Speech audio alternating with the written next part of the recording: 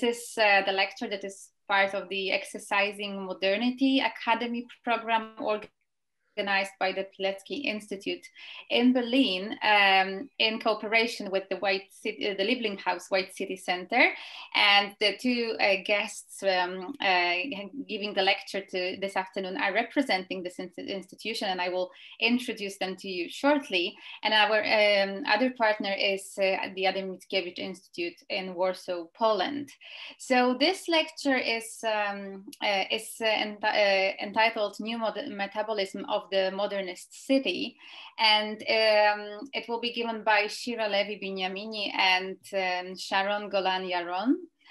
Shira, who will be speaking as a first speaker, is a CEO and artistic director of the Liebling Haus White City Center in Tel Aviv.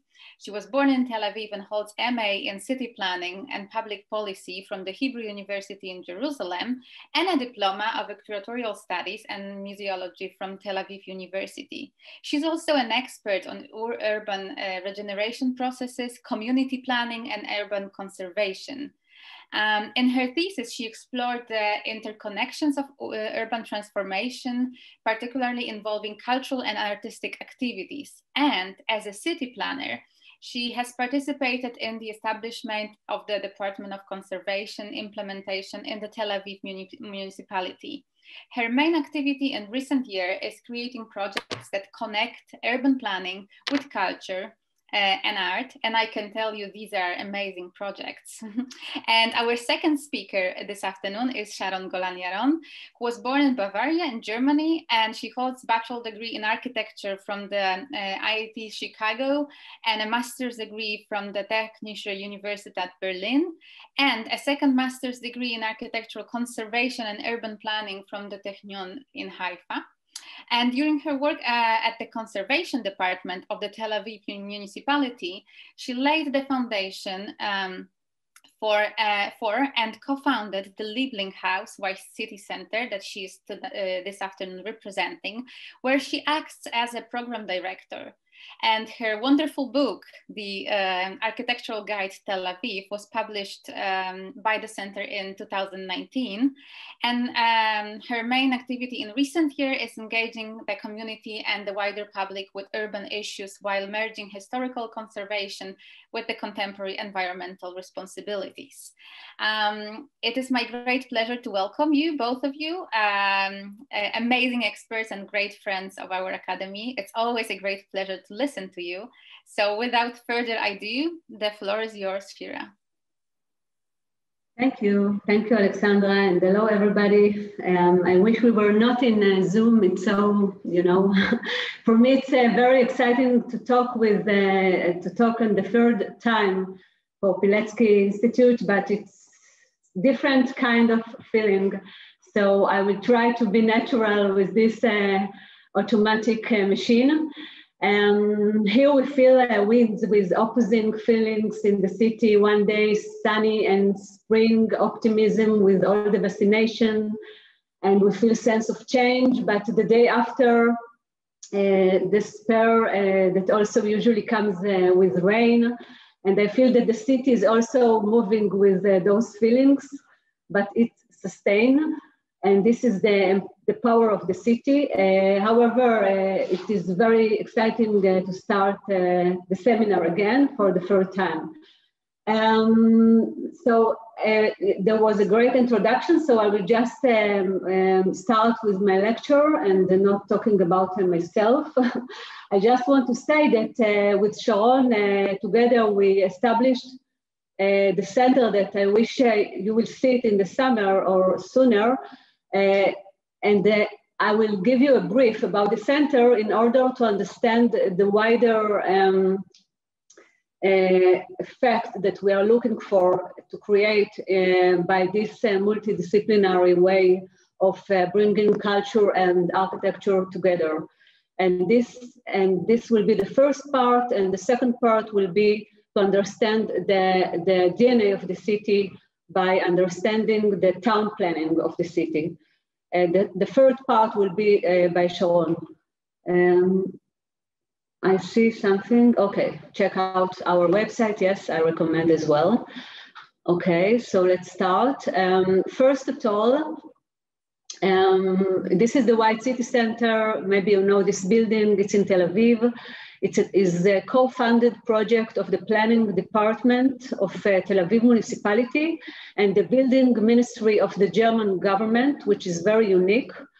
It brings cultural activity that derives from buildings and planning authorities. It's not coming from art and culture, but taking the building and architecture discipline as the base for the culture of this center. Excuse me, Shira, we can't see your slides. If you're showing them, let's try again because we can't see them. Sorry, one moment. Maybe no problem. Maybe I didn't share it with you yet. Sorry. One moment.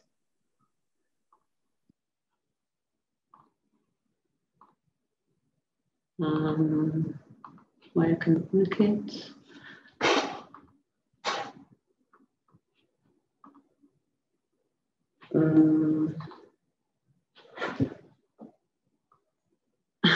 We just checked it. Okay, one moment. Okay, I think I found it. Yes, now it's there. We just I need made a mistake because I had 2 Zooms open and somehow it wasn't the right one.Ry. So no, not the budget. It's not good. No, you're showing all our budget. Close it fast. No, it's not good. It's not good. It's in Hebrew though. Yeah, luckily it's in Hebrew, so we can't tell what you have there. Yeah, now we're almost able. Trying to take out this wall. Okay. See? No worries. Yes, we're almost there. Yeah.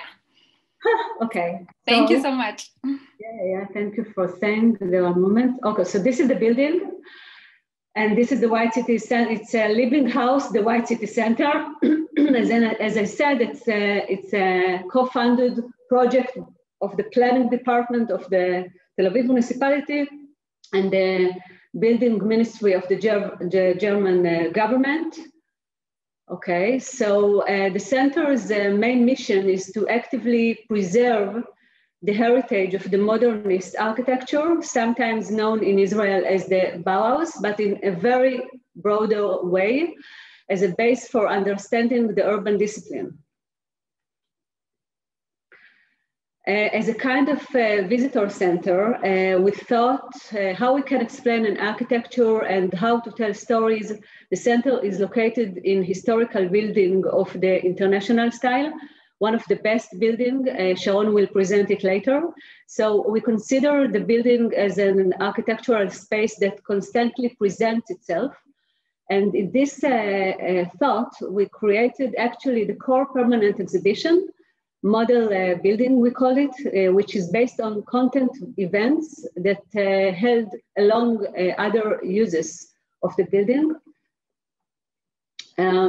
As you can see, according to this framework, visitors can go over and get the information with the building's singularity, rather than being bound a specific space. The permanent exhibition spreads over dozens of stations, from the entrance foyer up to the roof, encouraging discovery, curiosity, observation, and contemplation. So people are going around and get also the feeling of the history and the storytelling of this place. We also have a permanent exhibition, which is more visual, with deeper information of the White City and the modern architecture, with the option to get deeper and deeper with also the building books and other materials that they can read.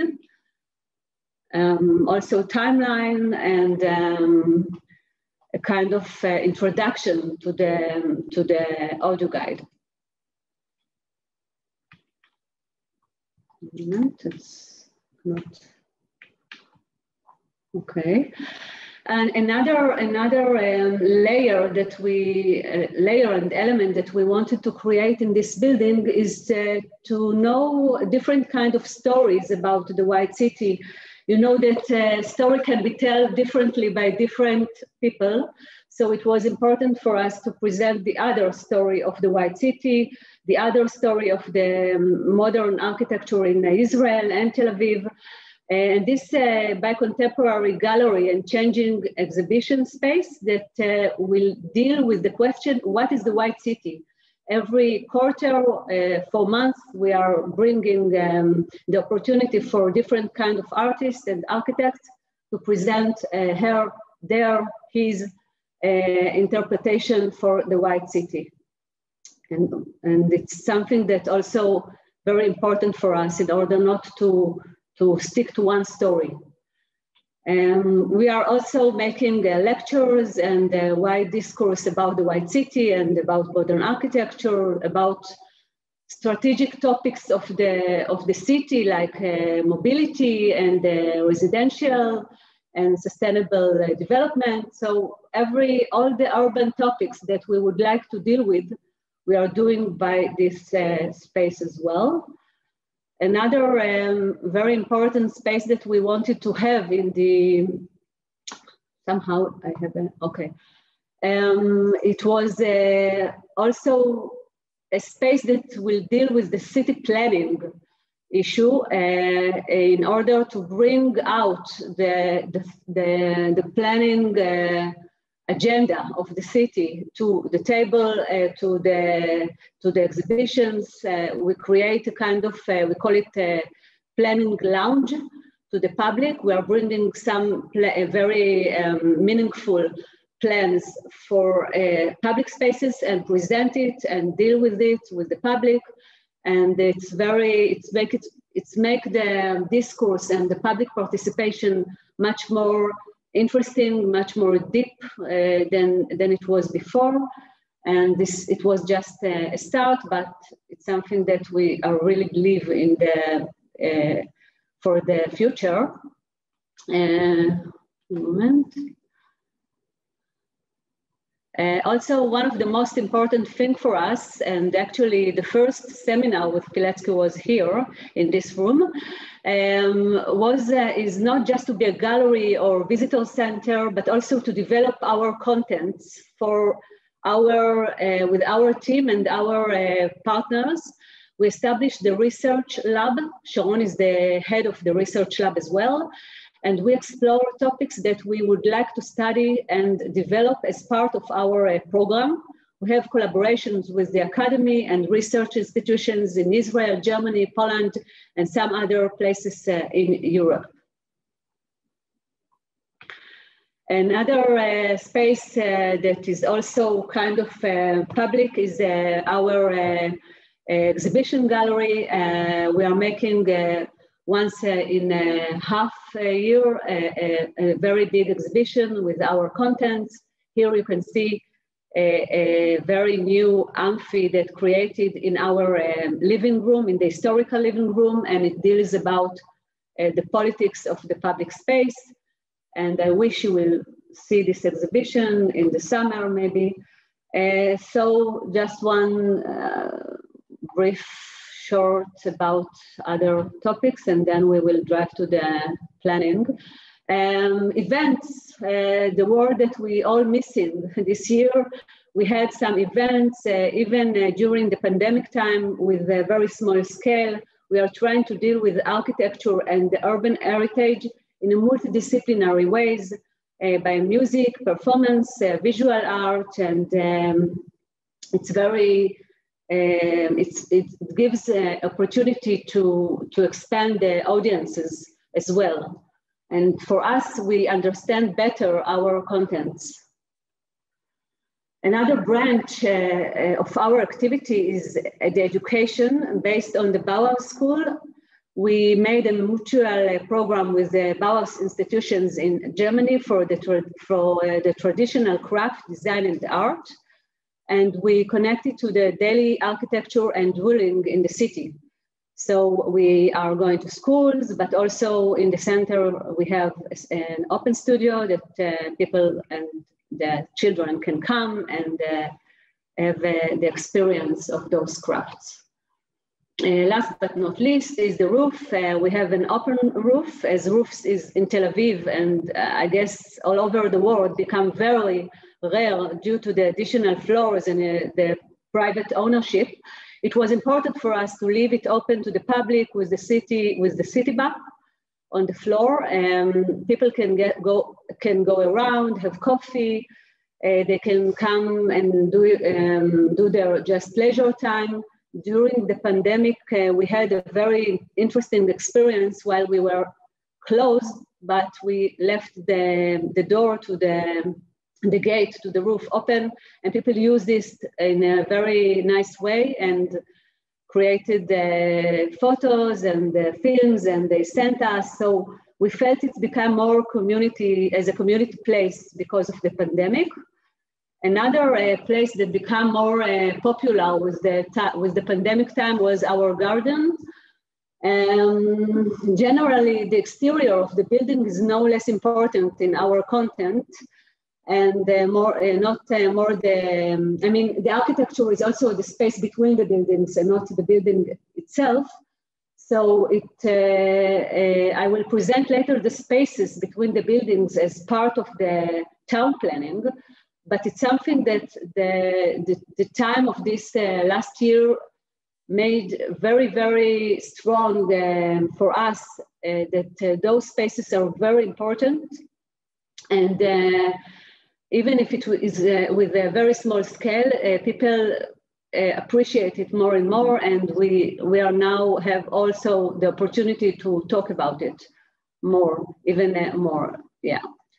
Okay, so from the Liebling garden, I will go to the garden city.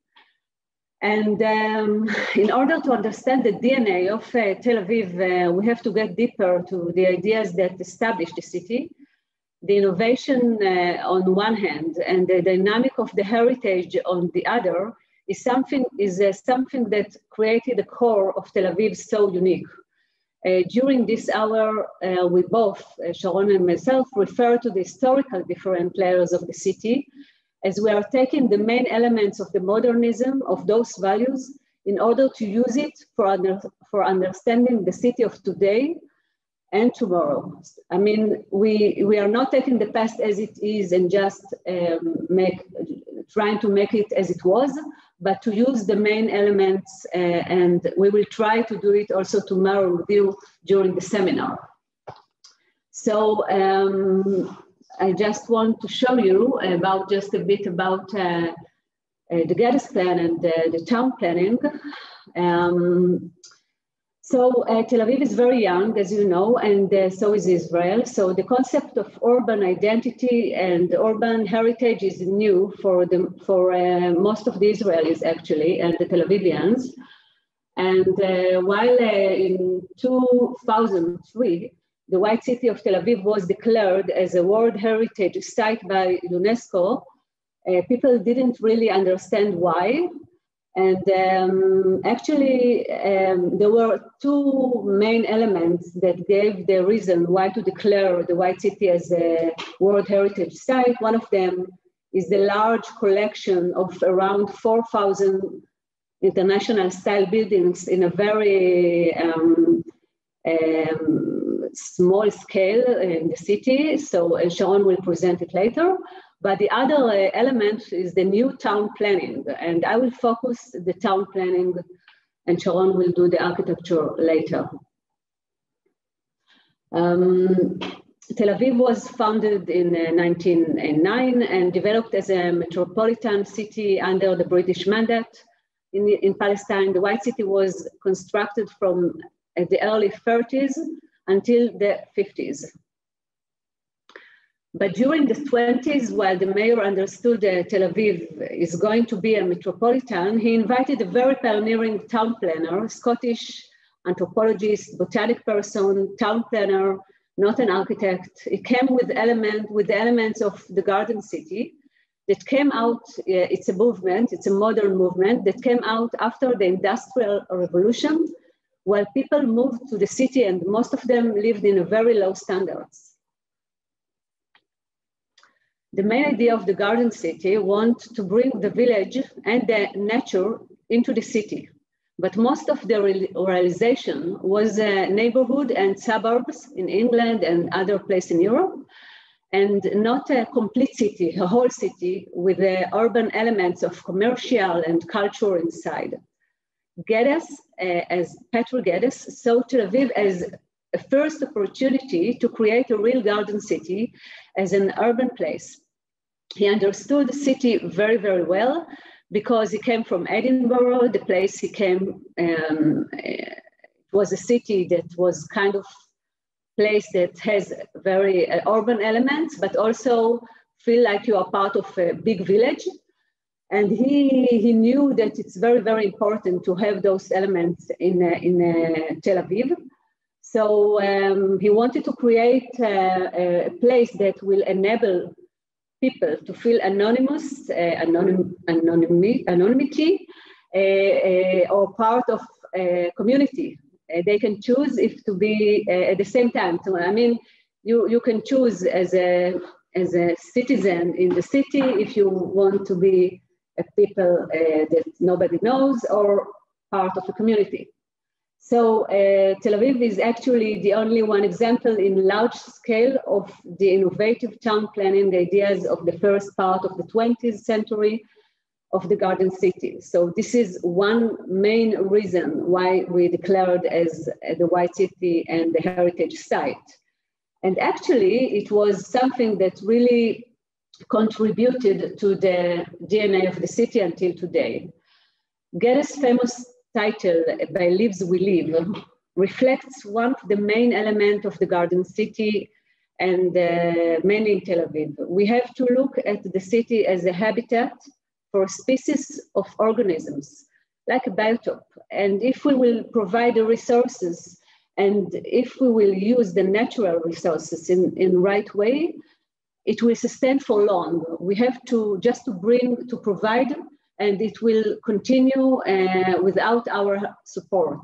He recommended to use the beach, the breeze that will move between the building spaces, the topography, the humidity, and the way he planned the roads was to bring in a breeze from the sea, to experience the sea as a major resource, both as a source of human encounter and as a source of climate that could ventilate the city.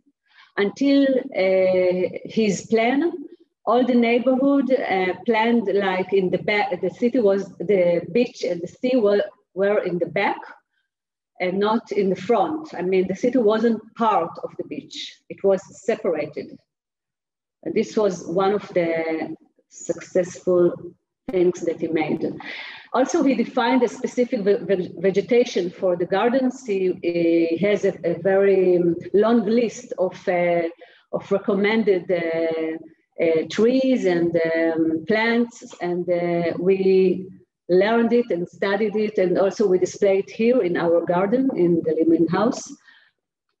The zone of his plan was just in order, I didn't present Tel Aviv at all, but I guess you know that Tel Aviv has a border with the beach, and his plan was bigger than it realized. He suggested to connect Jaffa to Tel Aviv by using the main roads and the boulevards, as he believed that two parts of the city has to be connected in order to make the different cultures wider and rich.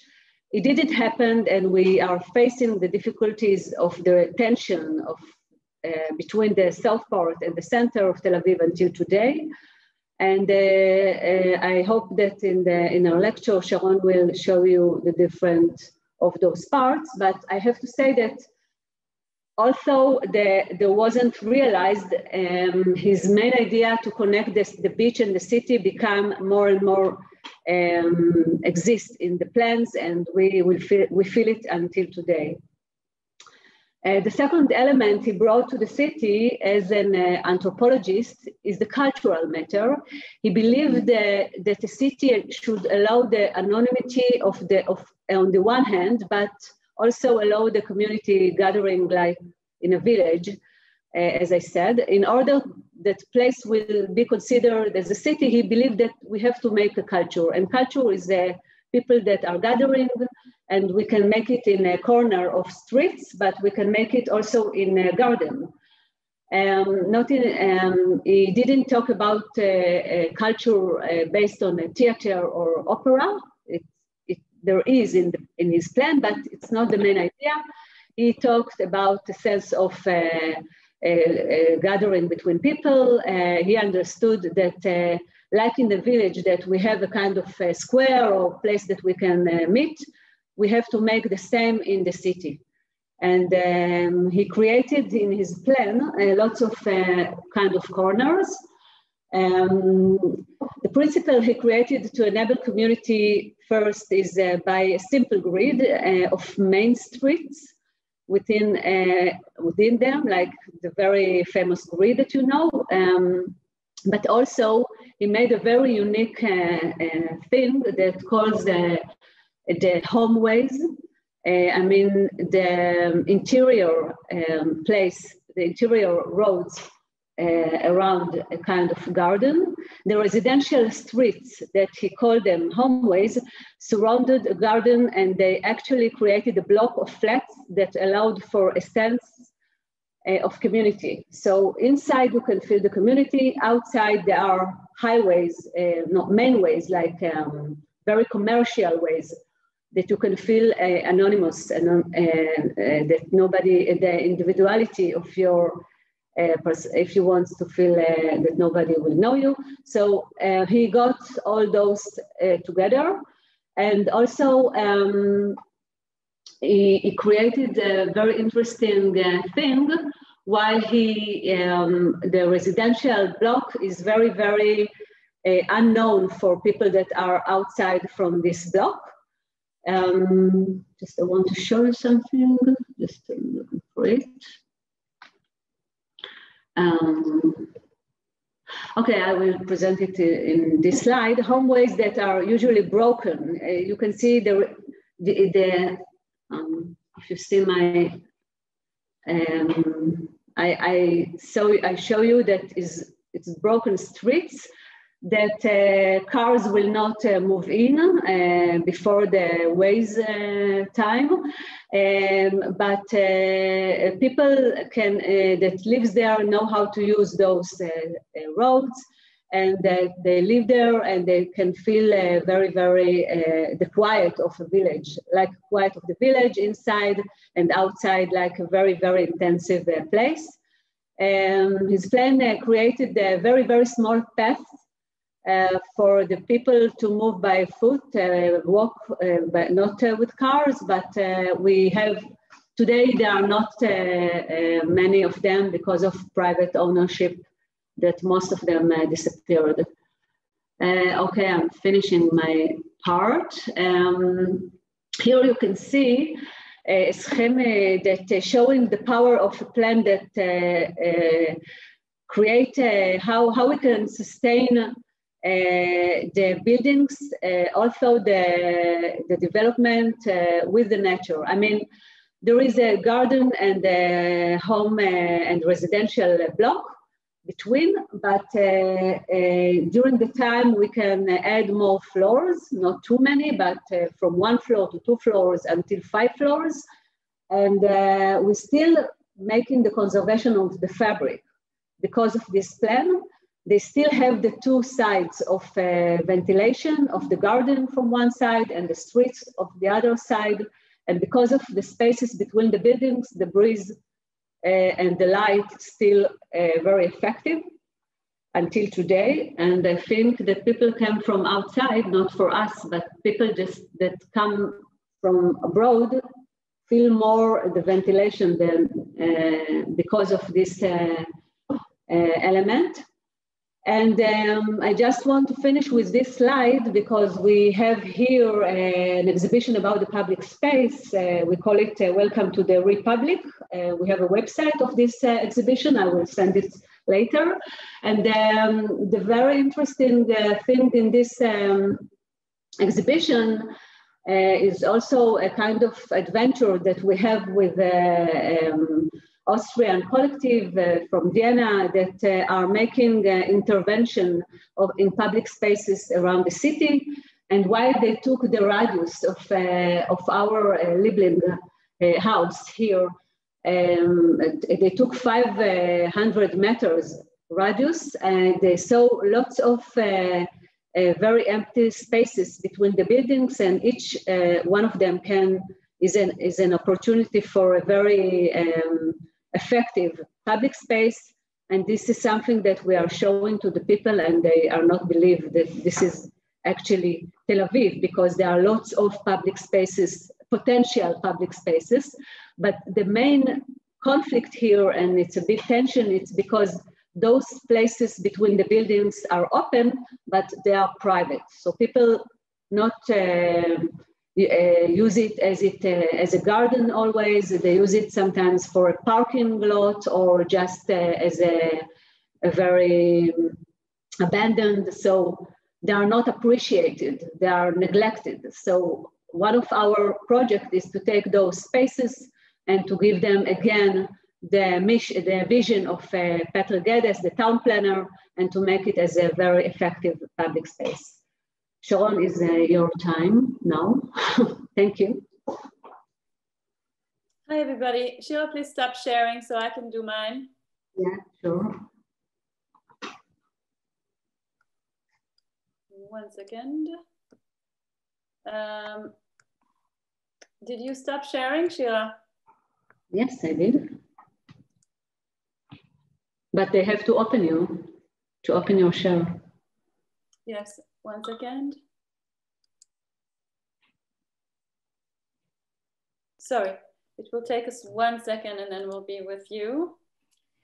No worries. I'm posting to the chat the links to the projects that Shira was talking about in the meantime. So yes, but I'm ready as well. So go ahead. So hi, everybody. I will just, Shira and me, we always have this wonderful dialogue. She's like the macro, and then I'm shrinking in the micro. So I'll just dive in directly into that. But before I do that, I would like to start with some sort of a theory, because this really relates to what we do tomorrow in our seminar. Yep, so my slides, okay. So Shira was talking about the city and all those wonderful aspects that Sir Patrick Geddes brought to our own Tel Avivian sort of urban DNA. But just in general, as a theory, I would like to refer to the city as a sort of a human organ, no? It's like the built environment, the organs are the vessels. The organs of the body is like this sort of historic or urban landscape at large, everything that is built. And then the veins and arteries, they are the traffic lanes. And the intake of the body, the oxygen and the nutrition, is perhaps the city's encounter with nature, with economy, the whole intake of the city, and the discharge, what we bring out of our body, is perhaps the waste that we also have to dump out of the city, or the, you know, demolishing of built structure. So I think the Liebling Haus really refers to this historic urban landscape, this conservation area of the White City Center, as something very harmonic, something that needs to be in constant balance, and not physical monuments as they are referred to a lot of times in conservation.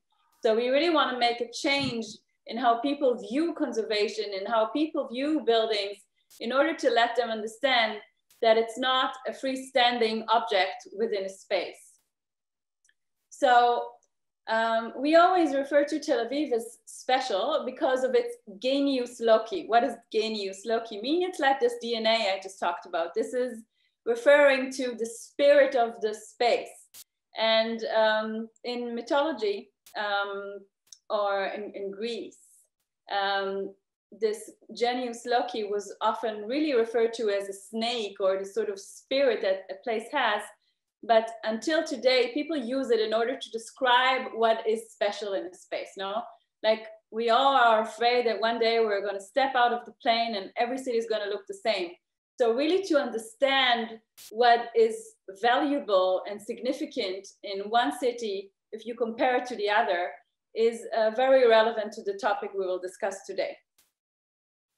So what is so interesting in the DNA of Tel Aviv? It's not so much the buildings themselves. They are just the physical manifest of a spirit. And the spirit is the spirit of this fifth immigration wave, also the third immigration wave before. One might maybe argue that the spirit of the space is like in America, no? It's like these immigrants flocking to the country from places that they were not wanted in order to create for themselves a better life through urban design and architecture. So we see that the genius loci, the spirit, is not so much the physical building, but it's rather this idea of design changing the world into a better place. And the output, of course, are those buildings of the White City. On the left, you see these modernist buildings, but there's eclectic buildings before from the third immigration wave. So the city was really like a hill of spring, no? Tel Aviv, if you translate it to English, is like the hill of spring, because the idea was that Tel Aviv will give hope to people that flee the Nazis, flee places that they're not wanted to, flee situations that they couldn't bear anymore, and create themselves a better city, which was kind of interesting at that time, because this merged, of course, with the whole spirit of the avant-garde.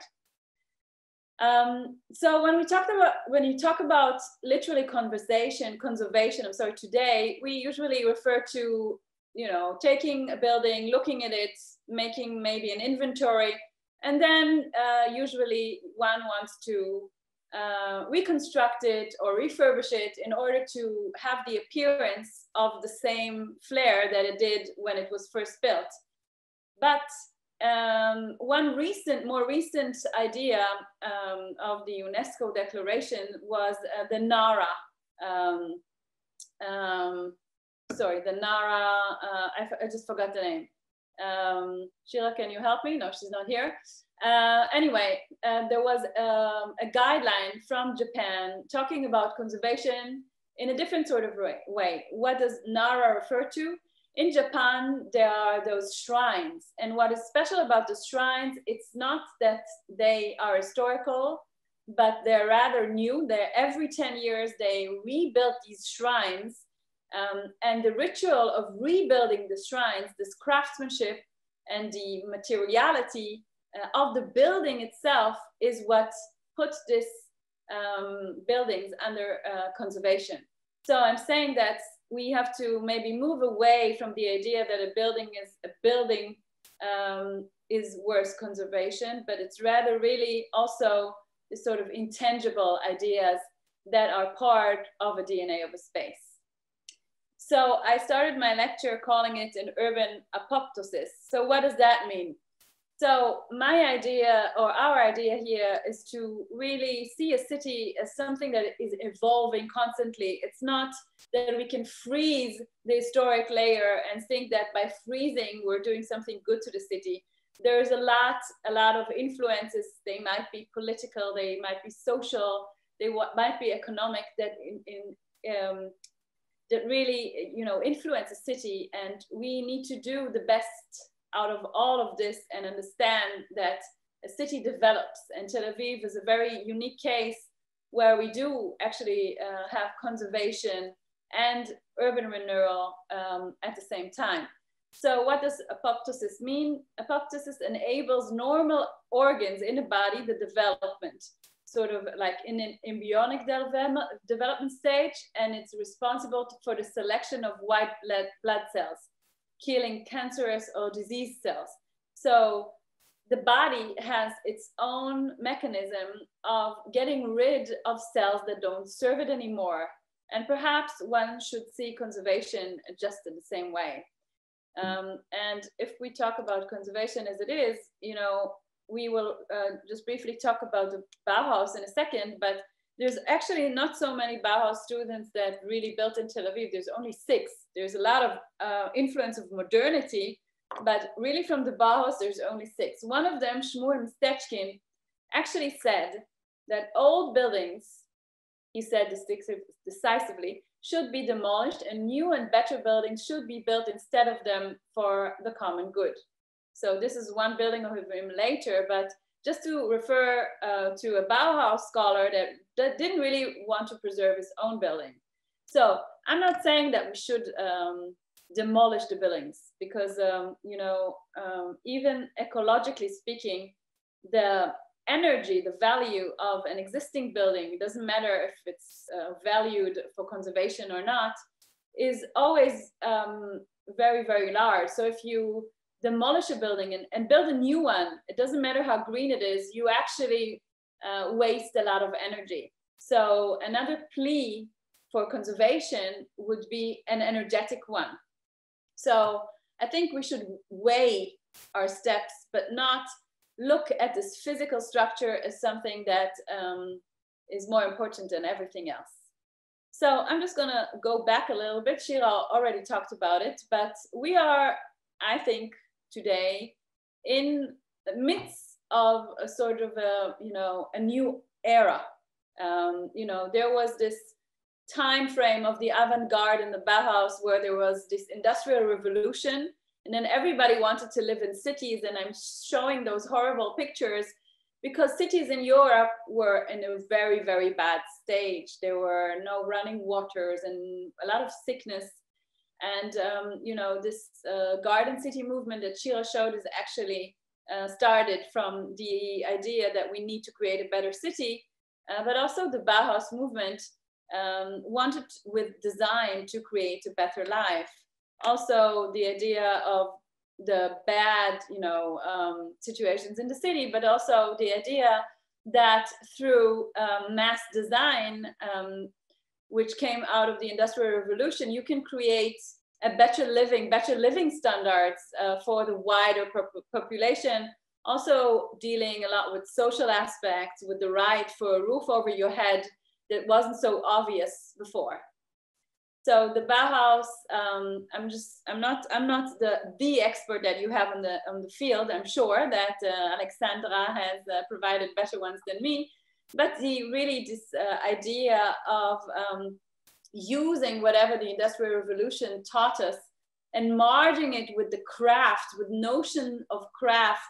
You can see here, this was the first curriculum where they had to, in their Vorlehre, so when they started learning, before they actually chose their subject, they needed to do everything from learning how to deal with wood and metal and cloth and color and glass and so on. So this really idea of merging craftsmanship with the idea that you can do it by mass production and very avant-garde design and not, you know, so much conformist like the spirit of Nazi Germany at that time was what made the Bauhaus school what it is, I think, in its ideas. And when we talk back about what came here to Tel Aviv and to Israel at large, you can see this postcard. It's from Stuttgart, Weissenhofsiedlung. So also in Stuttgart, not only in the Bauhaus, but also in other places in Germany, experimental modern housing was starting to appear. One very famous one is the one in Stuttgart. But what I want to refer to here is this sort of collage they made. This was actually, the collage was done in 1936. It says 1940 in the left on the postcard, but it refers to they wanted to say that if you continue building like that, flat roofs, white buildings, this is going to turn into an Arab village in 1940. And just across the street, they already started building pitched red rooftop, like they originally did. So they wanted to show that this is not the architecture, this is not a suitable sort of architecture for the German country. And I think this also is important to show because it explains how the Bauhaus movement and the avant-garde movement was a very natural style of architecture to be implemented here in the White City. And if you can read German, Rüdi genießt ihren Nachmittagstee auf unserer schönen Terrasse in unserer Tel Aviver Wohnung. So it's like this mundane, everyday Bauhaus modernism that started to take shape here in Tel Aviv. Also, of course, adapting to local climatic conditions, like a lot of balconies, but also interactions with the street, like social implementations of the style you can see here as well. And the city looked like that in the 30s. So really the largest ensemble of buildings of the so-called international style worldwide, all in the heart of the city, unlike perhaps Dessau, Weimar, Berlin, where the Bauhaus is sort of in the outskirts. Here it's, boom, the heart of the city and a great mass. So that's what makes Tel Aviv's DNA so interesting, is this need to all the time recreate, refurbish, renew the culture aspects as well as the built environment. And you can see here all this diversity of influences that came into the White City. So it's really not only Bauhaus, it's also Le Corbusier and Iris Mendelssohn and you know, theater architect Oskar Kaufmann, etc., etc. The social aspect is the workers' communities that were built also by Ariel Sharon, perhaps the most famous architect of the Bauhaus that we had here, that worked with Hannes Meyer, this sort of second director of the Bauhaus, who was more rather a socialist. But this is also not the topic that we want to focus on, just to show you that there were also social agendas playing a role here in Tel Aviv. So what makes this architecture so unique? I'm showing here in red this sort of facade, because the idea was that it was no bearing walls anymore. Like if you talk about the eclectic style that was just happening a period before in the 20s, then here, all of a sudden, the load was not the wall, but rather a steel construction frame, which allowed very big openings in the facades and a change of the interior as well. And here you can see the Engel House, which is influenced by Le Corbusier's strip windows. You can see they're recessed a little bit towards the back, and a balcony was added. Also Le Corbusier pilotis, like the sort of stilts that the building is adjusted on. And what Shira mentioned before, the sort of breeze. So really, this allows the breeze to circulate around the building and through the building. So climatically, those buildings are very, very valuable.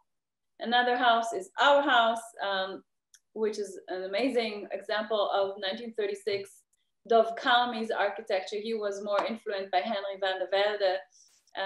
And you can see again the sort of strip balcony, which is, you know, a take on the strip window, which was then adapted to the local conditions. Because if you talk about a balcony which is set like that, so in a profile, the sun doesn't penetrate directly into the building, but rather only the shade. So the living rooms, which are just behind the balconies, are lit in a very green way, sort of. And of course, these long and narrow balconies give the city a very sort of linear view.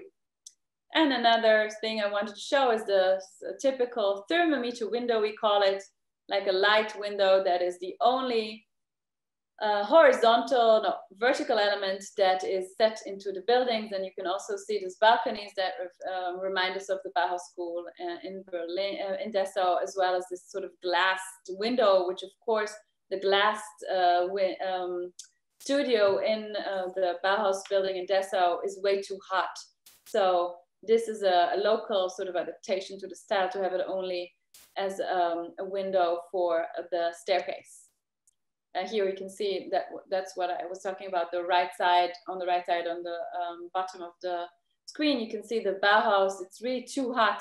Also for the people in the Bauhaus today, they always say, oh my God, it's like a sauna. So I don't want to imagine how it would be today in Tel Aviv. But here you can see a beautiful house where it's adapted and you can open the windows and so forth.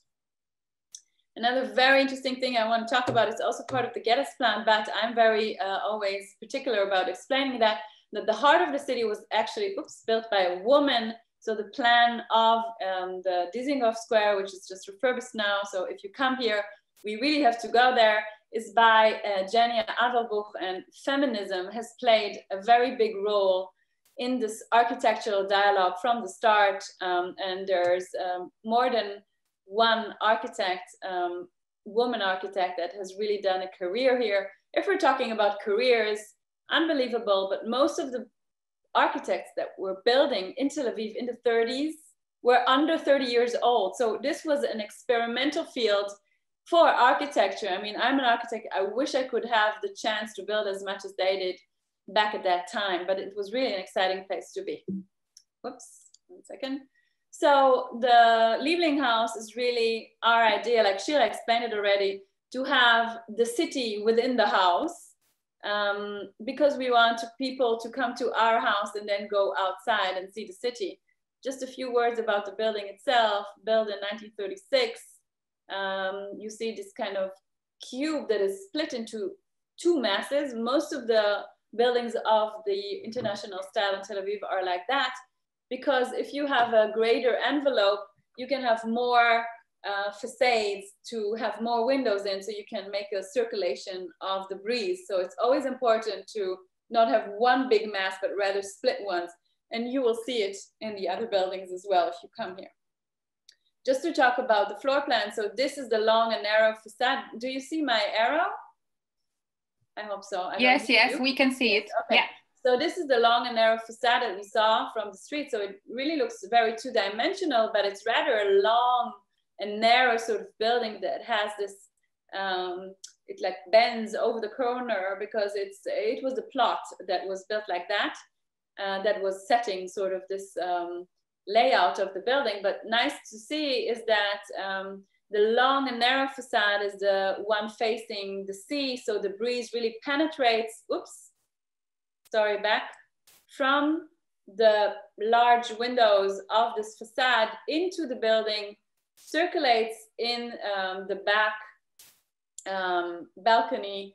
And he even made, this is not a good plan, because Dov Kami, the architect, even made a round corner here, so the air would come through the building, and there's even like windows above the doors, and then circulates through the back balcony and out. It's like a sort of cameen effect.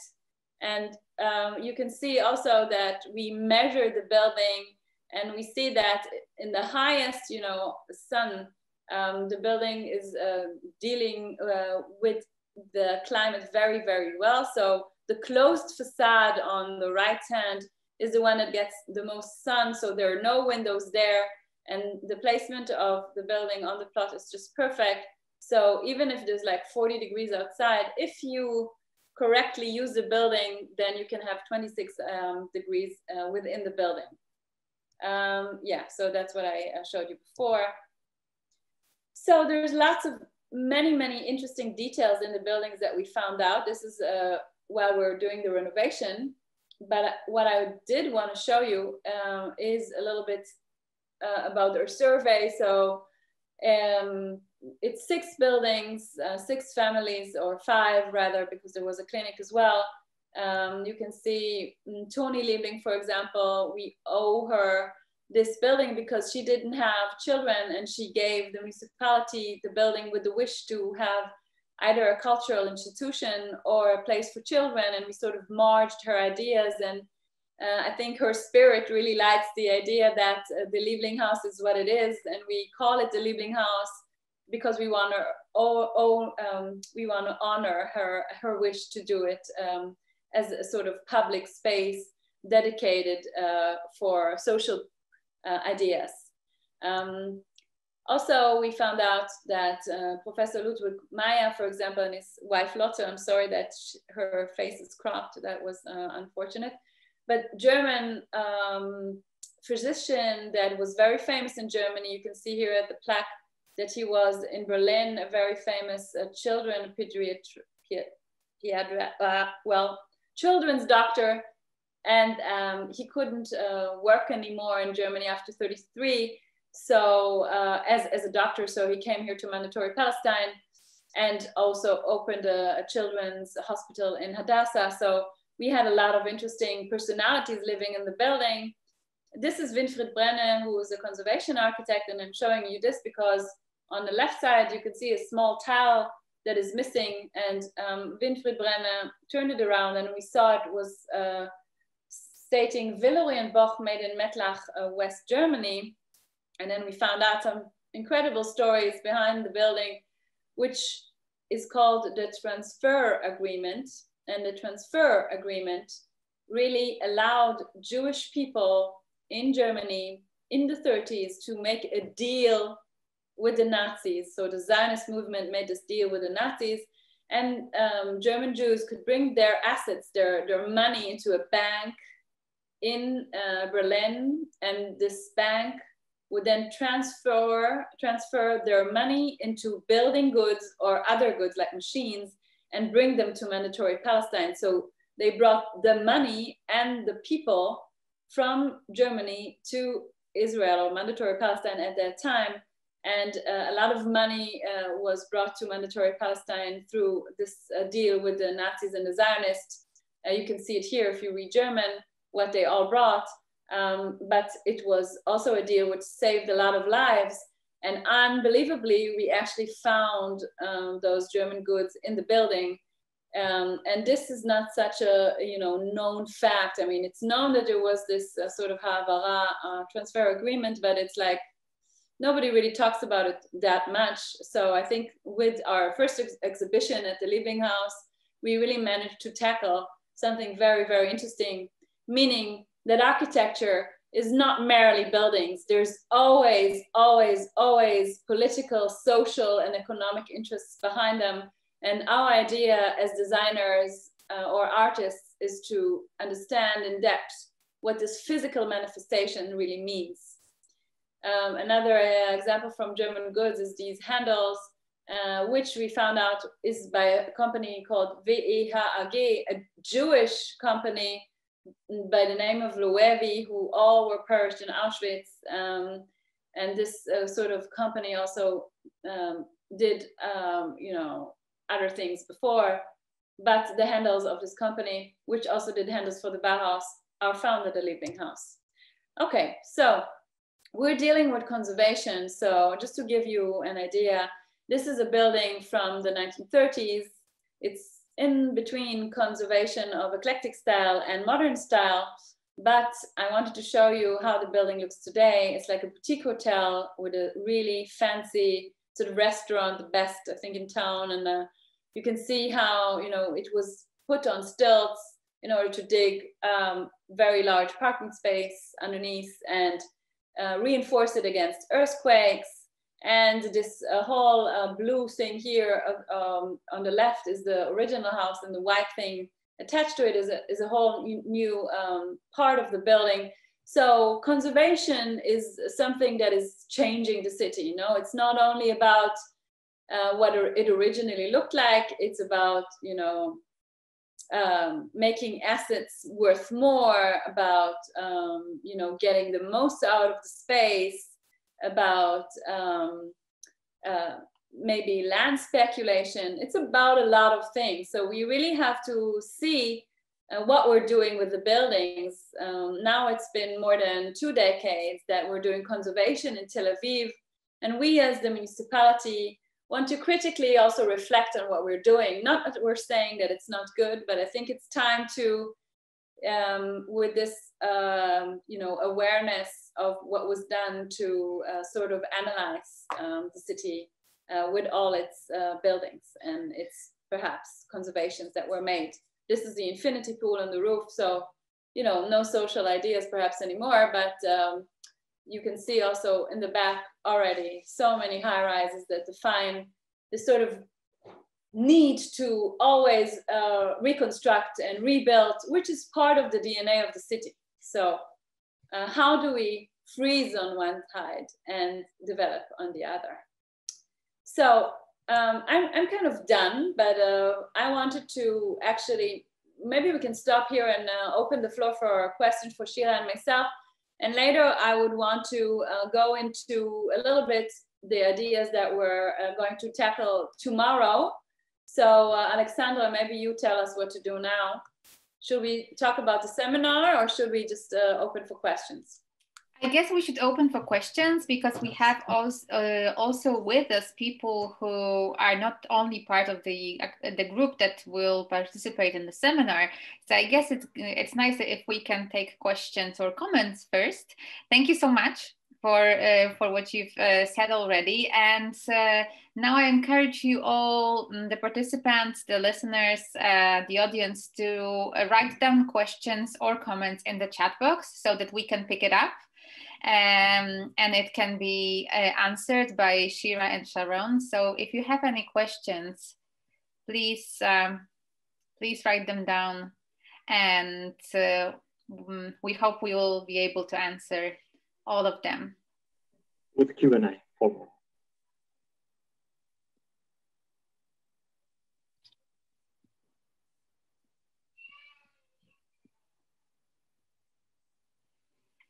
We have no questions yet. There is also a survey in a chat posted by Patrick Szostak from the Institute. Let's just wait a few more minutes for questions. This is always so strange in the during Zoom meetings. A second feels like 10 minutes, which is so strange. But I see Agnieszka Kolecińska has a question. Agnieszka, feel free to put it down in the Q&A box so that we can see it, and then Shira and Sharon can answer.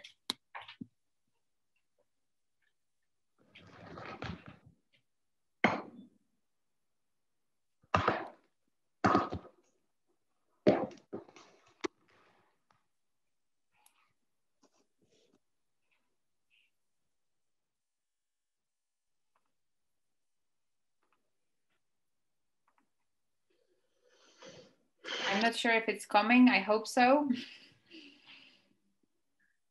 There will be also an opportunity to have tomorrow questions, because we are going to have the seminar together. So if you want to think about the topics and maybe to hear it again, and we can talk about it tomorrow as well.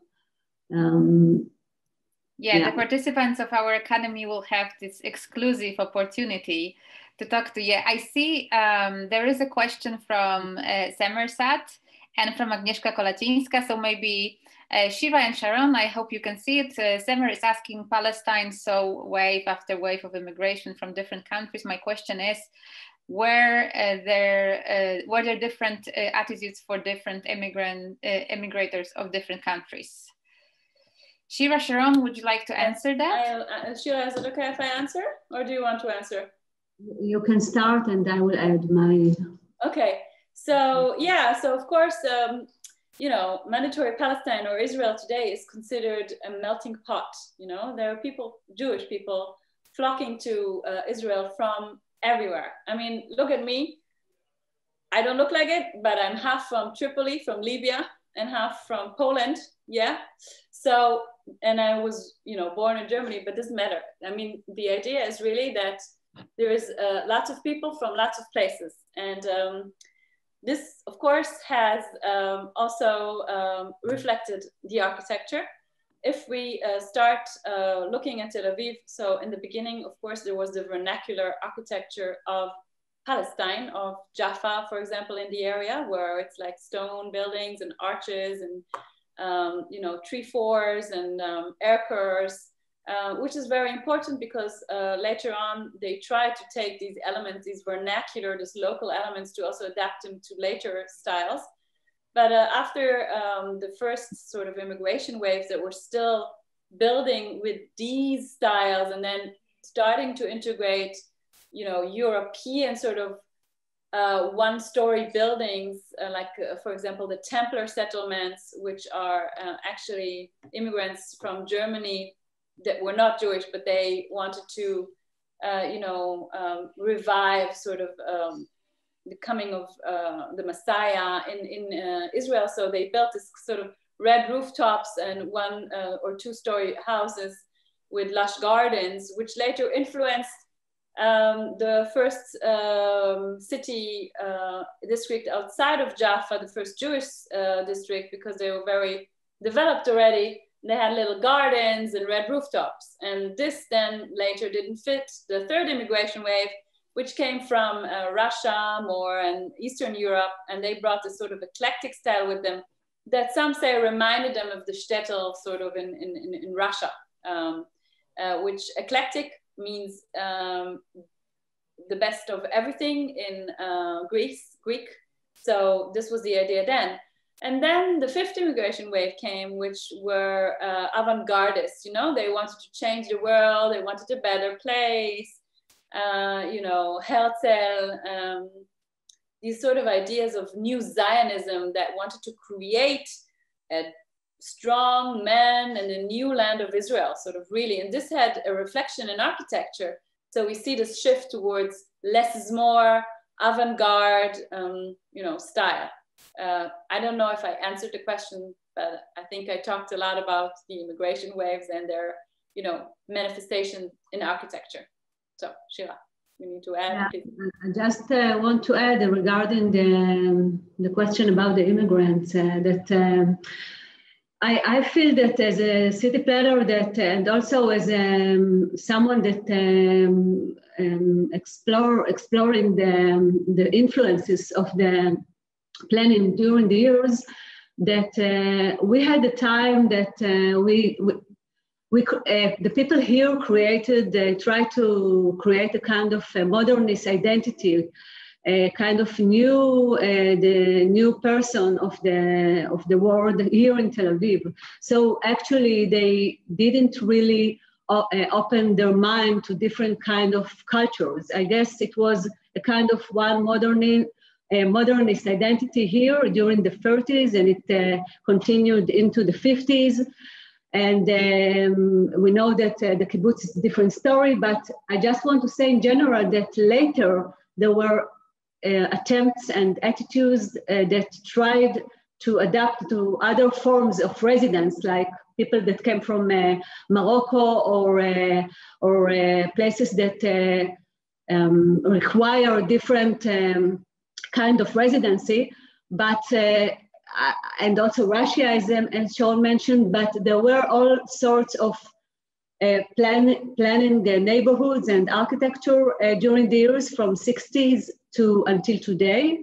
Some of them succeeded and some of them failed, but for specifically the white city and the modern architecture of Tel Aviv is during the 30s was based on the international style and the garden city, not different kind of opinion into the planning process. But it affected all Israel during the years, and it really created a kind of master plan of Israel until the end of the 50s. So yeah, so I think it was very meaningful for the immigrants, the influence of the Bauhaus and the international style and the way of thinking of the modernism.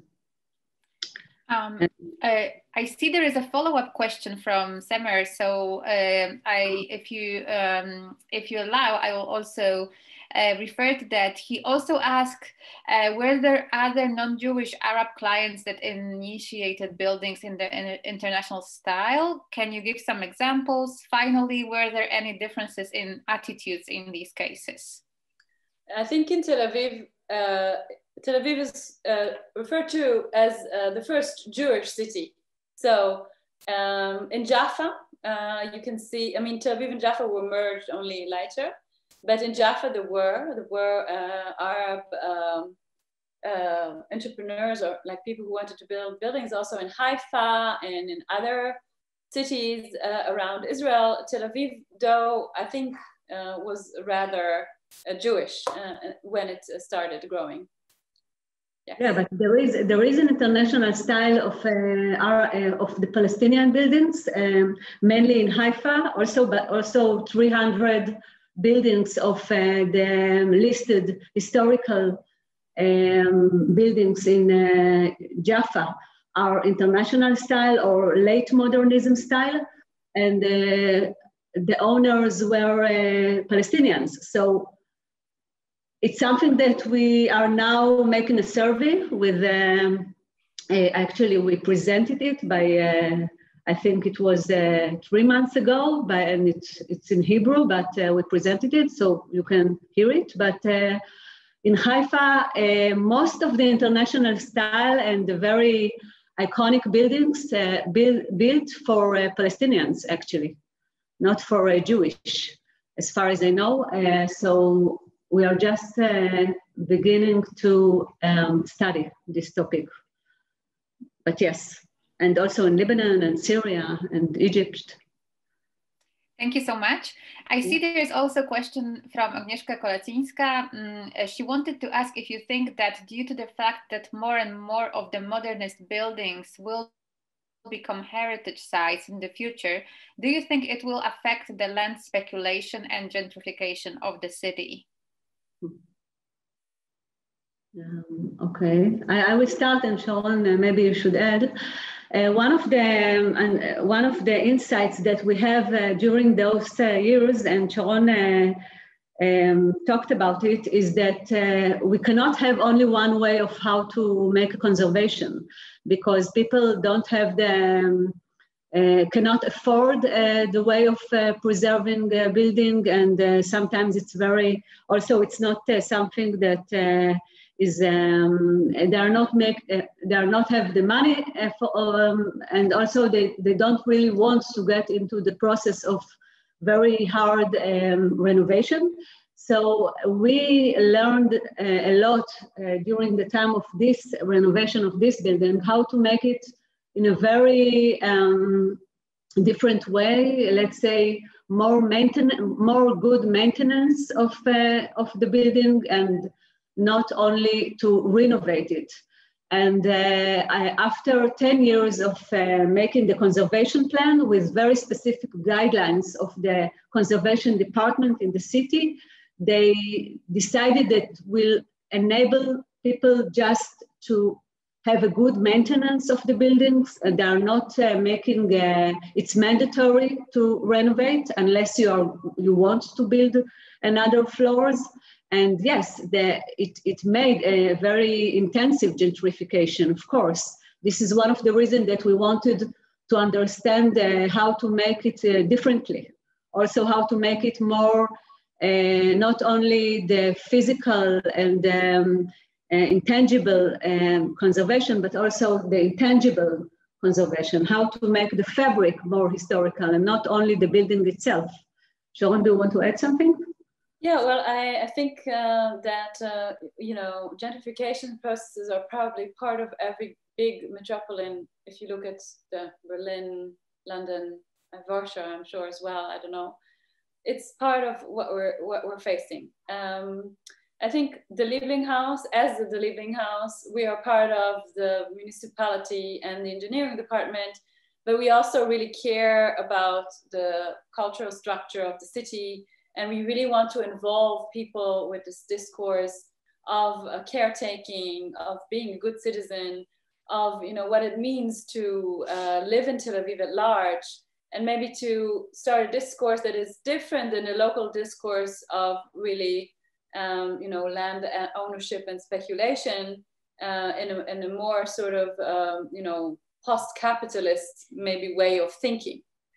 I'm sure that we are, you know, we really want to reach the sky with our, you know, sort of agendas. But the idea is really that we don't think you can stop gentrification. It's probably not natural for a city at all. It doesn't matter if it does conservation or not, because a city that is facing a lot of, you know, reconstruction as it is, because a lot of, you know, businesses are being built here, a lot of startups are being done. So it's a natural process of the city. But I think we can definitely talk about, you know, social structures is part of conservation itself, you know, and not only about sexy infinity pools on the roof. There needs to be a balance that also needs to be very, very clear for decision making in the city, not only by us, but also by the municipality itself, but also the entrepreneurs. They're, you know, even entrepreneurs are starting to speak about social structures and about, you know, ecological thinking in renovation. So I think now also after COVID, or, you know, we are, I don't know if it's after COVID is the right word to say, but COVID recession also taught us about, you know, the value of community, the value of the small public space that is just outside of our building. So I really hope that we can start seeing some sort of, I don't know if change, but at least awareness that is also depending on social structures and their conservation within cities. Thank you so much. We have 3 more questions, so I guess we are able to take them. I know Shira has to leave 6:30 sharp, so let's hope we can manage. First question that it's left is from Yael, and she says, thank you very much for both of your talks. In your presentation, you referred to the early days of Tel Aviv when migrants arrived fleeing from European cities, pogroms and hardship in order to design themselves a better life. And I was wondering, since Tel Aviv was never in a void and was surrounded by Palestinian villages from the very beginning, how does the narrative of Palestinian inhabitants is presented in the framework of your work and research at the center? I would like to frame my question in the context of the academy taking place between Poland, Germany, and Israel. In Poland, the void created in physical spaces, mostly in former shtetls, after the Second World War is still being dealt with from social, economical, cultural, and architectural perspectives. I think this difficult process is interesting to examine also in relation to the story of Tel Aviv and the way it deals with the Nakba and with the Palestinian narrative. I would be interested in hearing a bit more about that. Thank you. That was a question and comment at the same time from Yael. Okay, I will start maybe, and then Sharon will add. Well, it's a very, very complex. I cannot just answer and expect that my answer will answer the question, but I will start. Again, in presenting the material here, we are talking about Jaffa, but we are talking about the modernism of Jaffa and the influence of Jaffa on Tel Aviv, and also the impact of the white city on the black city and the segregation. Sharon Rothbard, that wrote the book of the white city and the black city, is one of our main lecturer here, and we are really appreciate his work. And but we started to feel that it became too popular and not enough deep to talk about it. And I feel personally that I would like to engage with it deeply and honestly, not just to talk about it in order to make, to take all the stories, like to create a kind of new narrative, but also really to deal with it. And I really want, and also with this group, to deal with it in a project, to deal with the side of this side of modernism.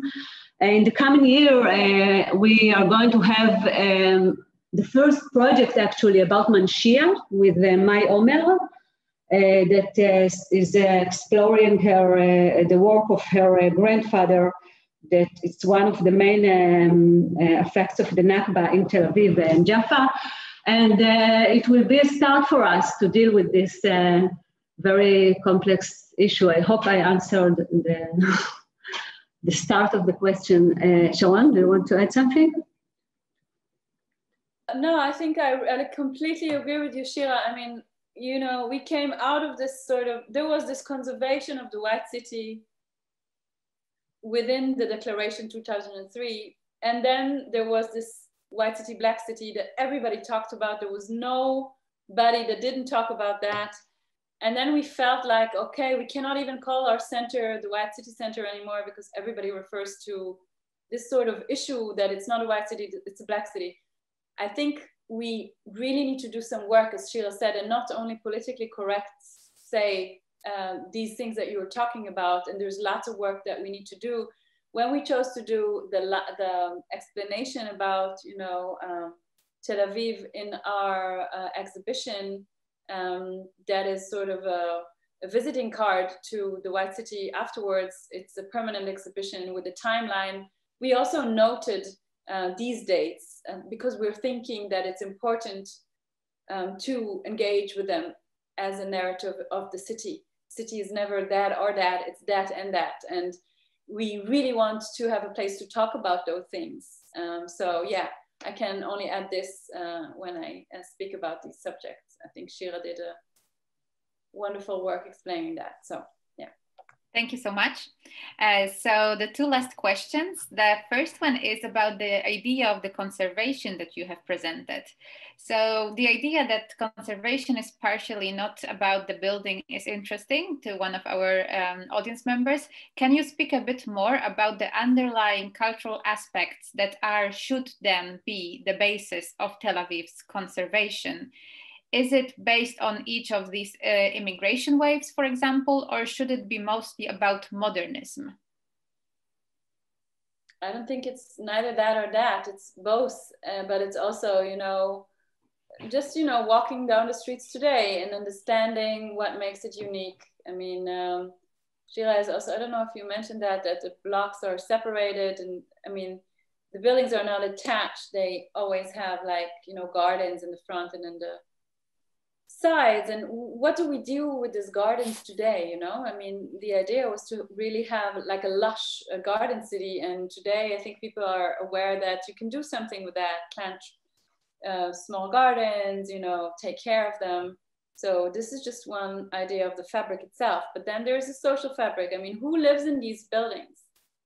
We want to keep the young people here. We want to keep the creative scene here. We want to, you know, let people live here that feel that the city is, you know, part of their identity. So we want to keep the crafts here that are part of, you know, the identity of the city, if it's the tailor or the shoemaker or the bread maker. You know, these things are very much valued when we talk about a spirit of a space.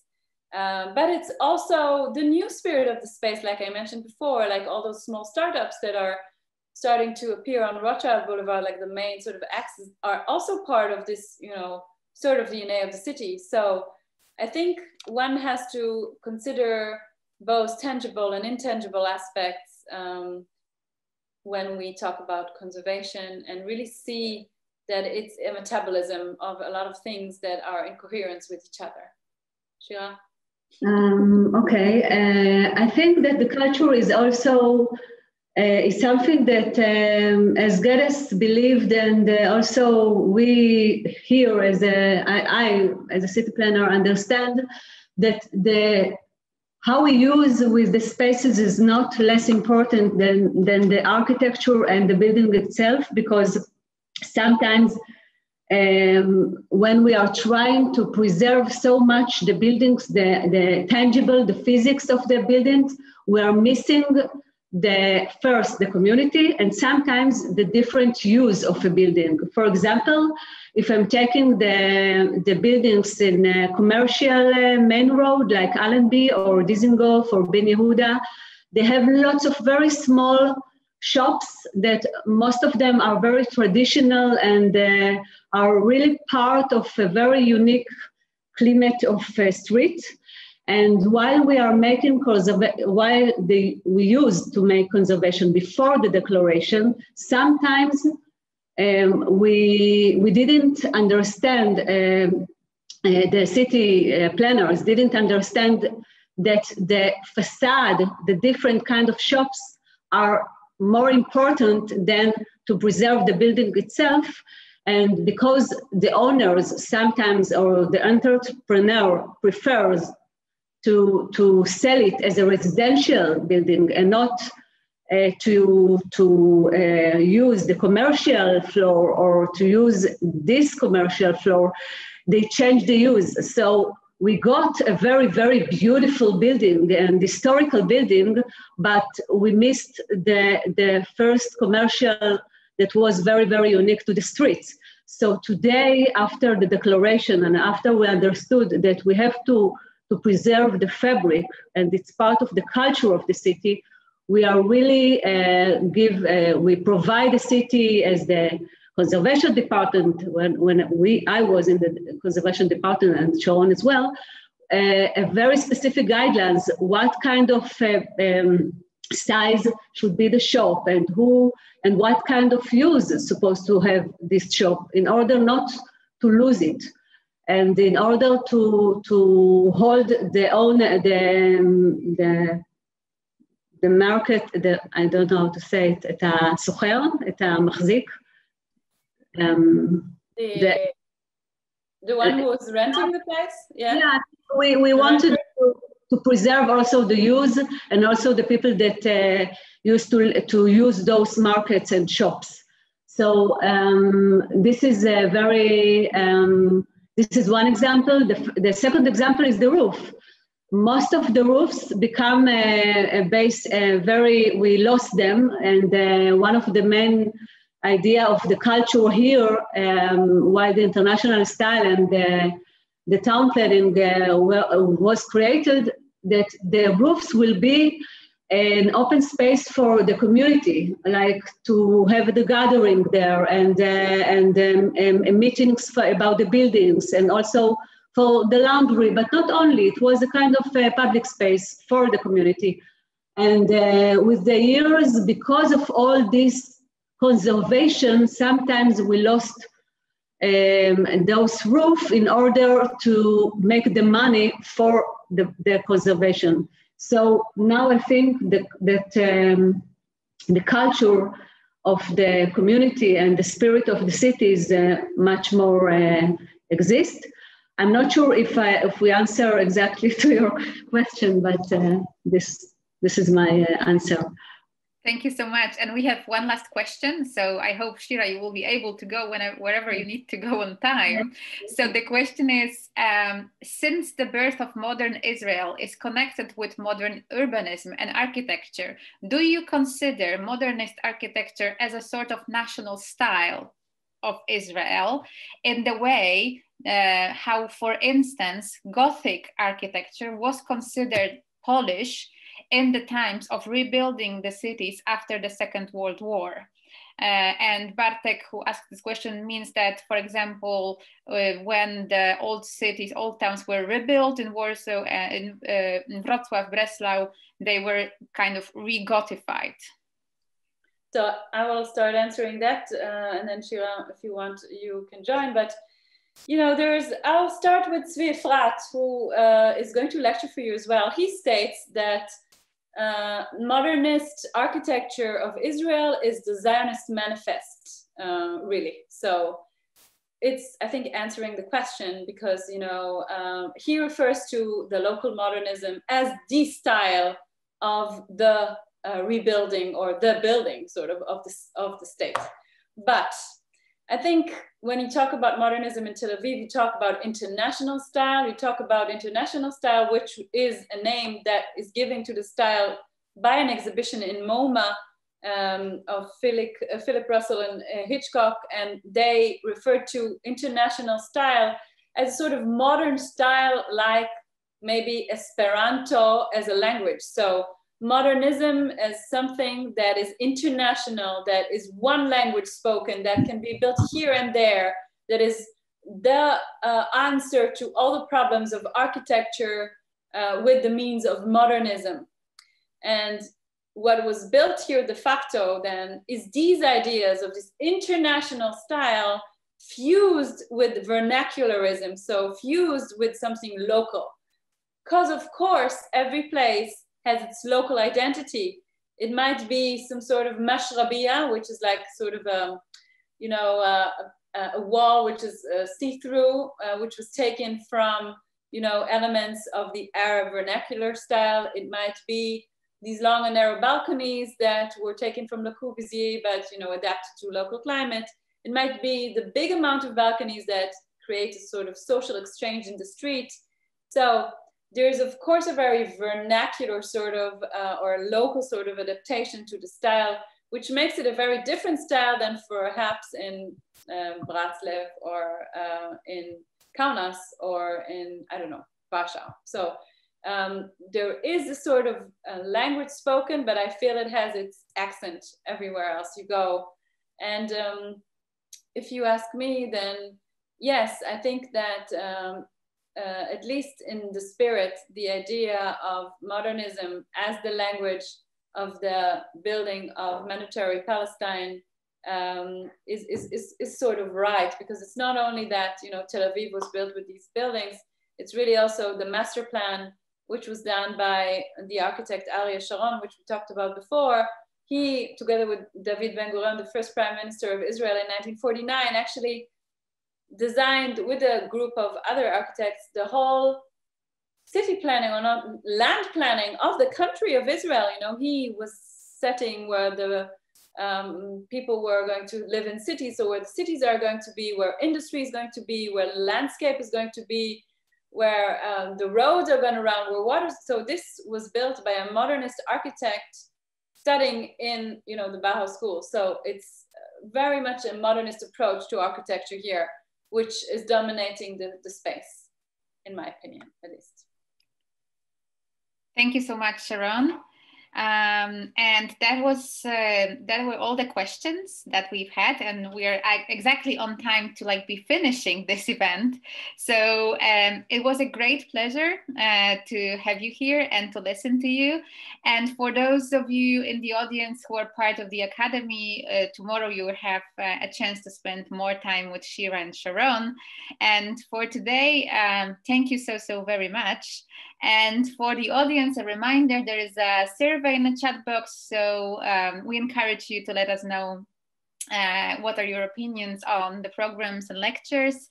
And Shira, Sharon, thank you so much. See you again tomorrow. Have a lovely evening. And to all of you, you have a great evening as well. And thank you so very much.